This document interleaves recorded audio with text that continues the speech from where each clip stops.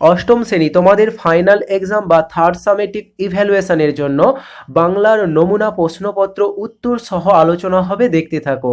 এই পরীক্ষাটা তোমাদের হবে 70 নম্বরের এবং সিলেবাসটা তোমরা পেয়ে যাবে এই ভিডিও ডেসক্রিপশনে। যে বাংলা বিষয়ের কি কি পরীক্ষা হবে অবশ্যই তোমরা সিলেবাসটা দেখে নেবে।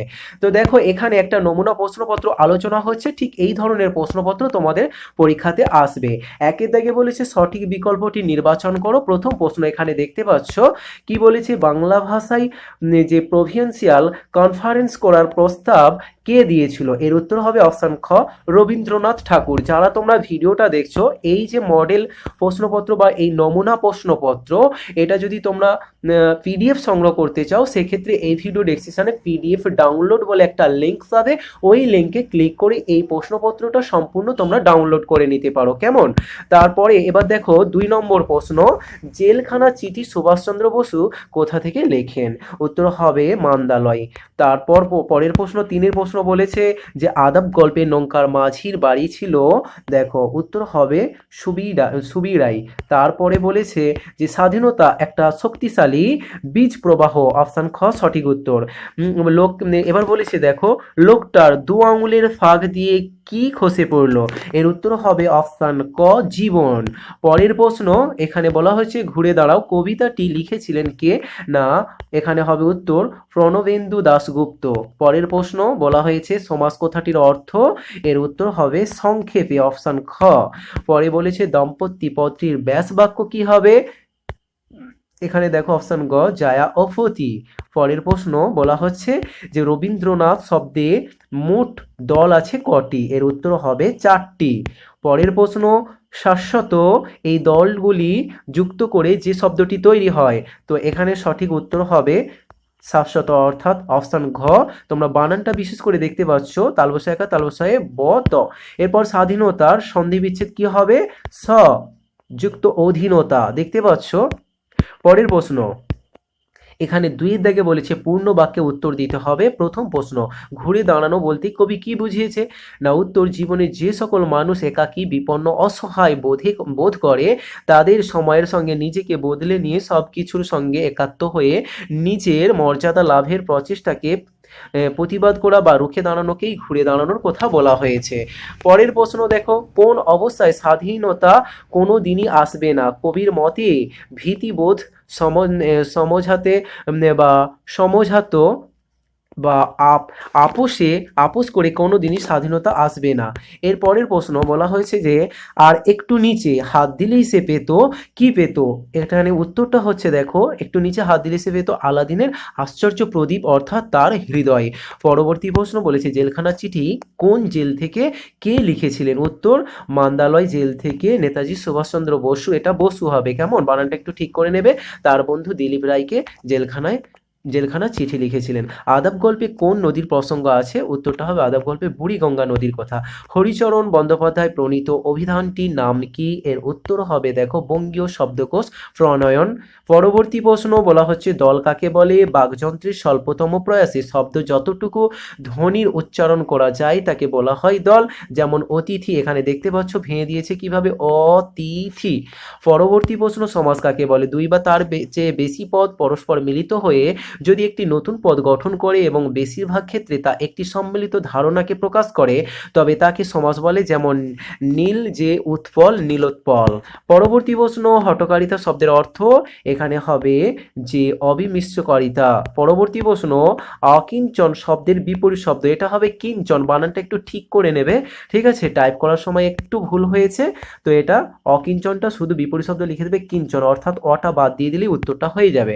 পরের প্রশ্ন বলেছে ব্যাস বাক্যের অন্য নাম কি? বিগ্রহ বাক্য। পরে বলেছে যে চড়ুই ভাতির সময় দুর্গা কোথা থেকে মেটে আলু এনেছিল? এর উত্তর দেখো যে দুর্গা পুটিদের তাল তোলার একটা ঝোপে থেকে মেটে আলু এনেছিল। পরে বলেছে কি হচ্ছে দুর্গা দিদি, একথা কে জিজ্ঞেস করেছিল? এর কথাটা জিজ্ঞেস করেছিল কালীনাথ চক্রবর্তীর মেয়ে দুর্গার সমবয়সী বিনি।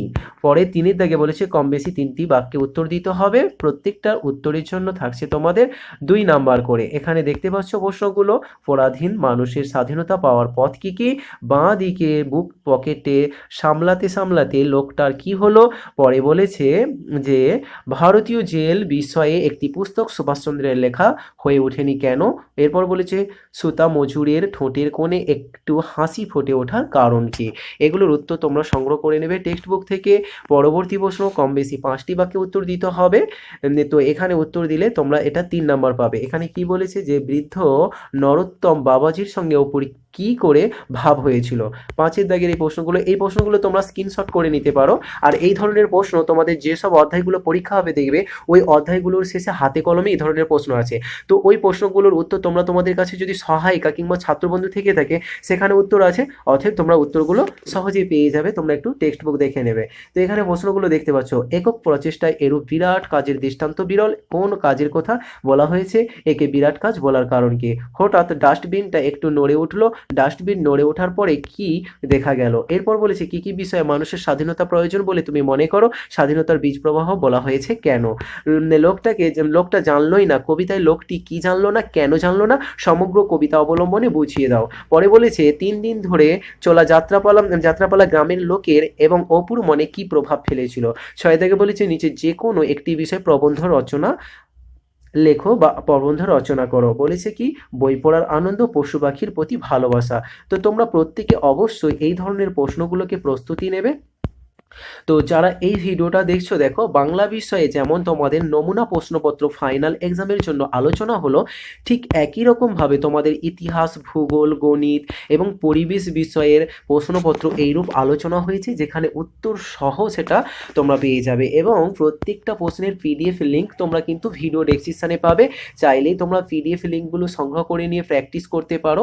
আর এভাবে তোমরা যদি প্রতিটা বিষয়ের এই মডেলগুলোকে ভালো করে প্র্যাকটিস করো তাহলে অবশ্যই তোমরা এখান থেকে প্রশ্ন কমন পেয়ে যাবে। সেই সঙ্গে তোমাদের যেসব অধ্যায়গুলো পরীক্ষা হবে ওই অধ্যায়গুলো টেক্সট বুক ভালো করে পড়তে থাকো, তাহলেই তোমরা তোমাদের পরীক্ষাতে প্রশ্ন কমন পেয়ে যাবে। তোমরা এটা স্ক্রিনশট করে নিতে পারো। যেসব প্রশ্নগুলো দেখতে পাচ্ছ তোমরা এখানে দেখো যে এইসব প্রশ্নগুলো, বিশেষ করে 2 নম্বরের প্রশ্নগুলো, তোমরা এগুলো স্ক্রিনশট করে নিতে পারো। উত্তরগুলো তোমরা দেখতে পাচ্ছ।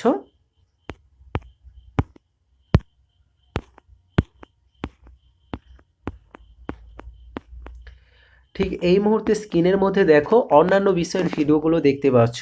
তো ওই ভিডিওগুলো দেখতে চাইলে তোমরা জাস্ট ক্লিক করো, ক্লিক করলেই পেয়ে যাবে। এছাড়াও বিভিন্ন স্কুলে পরীক্ষা হয়েছে এমন প্রশ্নপত্র জোগাড় করে তোমাদের সুবিধার্থে ওই প্রশ্নগুলো পোস্ট করা হয়েছে, যেগুলোর লিঙ্ক তোমরা ভিডিও ডেসক্রিপশনে পেয়ে যাবে।